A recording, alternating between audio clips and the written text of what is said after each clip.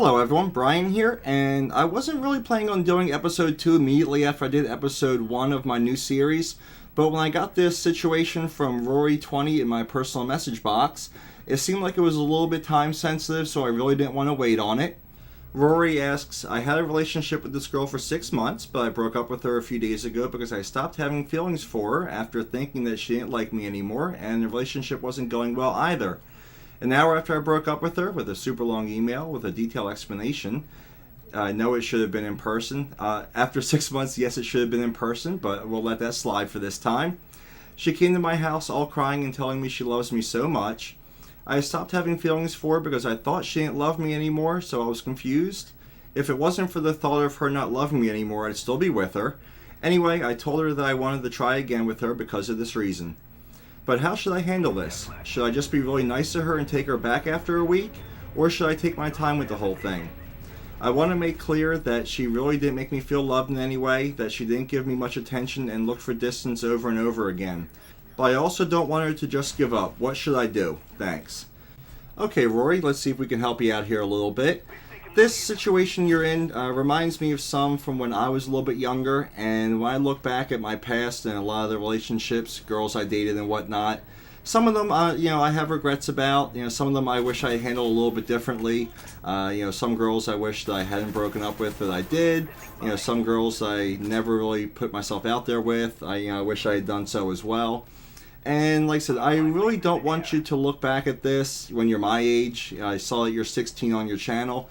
This is something that you possibly could look back on 10, 15, 20 years or further down the line and possibly have some regrets or wish you had done things differently, depending upon how you decide to proceed with this situation. One thing I did take from your message, Rory, is there looks like there was a lack of communication somewhere along the line. I don't know if it happened right away or if it's something that happened over time. And when you guys stopped communicating about your thoughts and feelings for each other is when you guys probably started to grow apart a little bit. And that's where that sense of distance could come up. It's also, obviously you're young, you're still in school. You both have other friends and other interests that you want to do along the way as well. So like I said, that's where communication is important. You do have to do things apart as well as together whenever you're in a relationship. I mean, if you're with each other 24/7 and all you are is a couple, then the relationship definitely will get stale over time. But also, if you spend too much time apart, then you don't have a whole lot of relationship there to begin with either. So, like I said, that's a fine balance that you have to work out over time. Like I said, you are still young, so that's kind of hard to do. You are still both developing your thoughts and opinions as far as how relationships work and how you want them to work as a couple between the two of you. So obviously you still have a lot of feelings for her because you said you wouldn't have broken up with her if you didn't think she didn't love you anymore. And by her reaction to your email of her coming over to your house and crying and trying to figure out what the heck went wrong, it looks like she still has some really strong feelings for you. And honestly, she may not understand the feelings that she's currently having for you. And like I said, you may not entirely understand the feelings that you're having for her right now either. I think that's both one of the good things and bad things about being young and being in love. When you're young, you really are still trying to find yourself as a person and you really don't know what you want as far as a life partner goes. And you're able to just have fun without all the stresses of someone my age, like a mortgage and bills, possibly kids. So on the flip side of that, you don't really have the life experience and the history to build and help base your decisions on because you really haven't been in many of these situations before. But looking back at my past and what I know now compared to what I knew when I was your age, if I were in that situation today, how I would handle it is I think I would take her back as well. I would be somewhat cautious about it though. That's not to say I'm going to hold back with my head or my heart a little bit, but I am going to be conscious of the situation that I was just in. I think what you guys need to do is definitely sit down several times because this is not something you're going to work out in a 1 hour conversation. But you need to talk about the situation that you guys just found yourselves in. You need to find out where the lines of communication broke down. You need to discuss what both of you are thinking and feeling for each other and where you want the relationship to go and where you see it, a week from now, a month from now, possibly even a year or so from now. So that is something that's going to take several conversations to finish up and accomplish.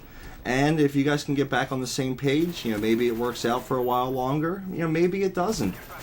People break up and get back together all the time, only to break up again, a month or a few months down the road, or whatever the case may be.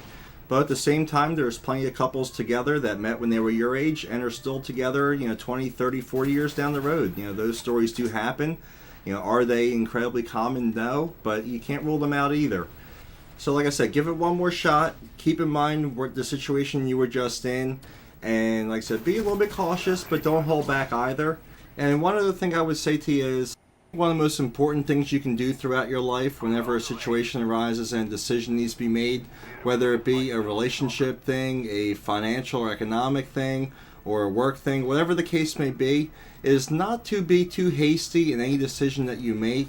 You really need to take time, sit down, think things through, and just take a step back and look at everything logically and rationally, because a lot of times our initial gut reaction may turn out to be a big overreaction, and it may be based on sometimes the right information, but a lot of times it's based on the wrong information as well. So I think if you keep that in mind, I think that's going to help you out a lot of times down the road. So I really hope I helped you out in this situation a little bit. And I have to say, guys, I am really, really pleased with the reaction you guys are giving me to this series so far. You guys have given me in the comments a lot of good topics and a lot of good situations that I'm going to cover in my future episodes. So definitely be on the lookout for those coming up soon. And I'm not going to forget about telling you some of my own personal life stories along the way as well. I already do have a couple in mind I think you guys are really going to enjoy. So if you could be so kind, please leave me a rating before you leave. And as always, guys, I hope you really did enjoy the video. I will talk to all of you soon, and I hope you have a good one.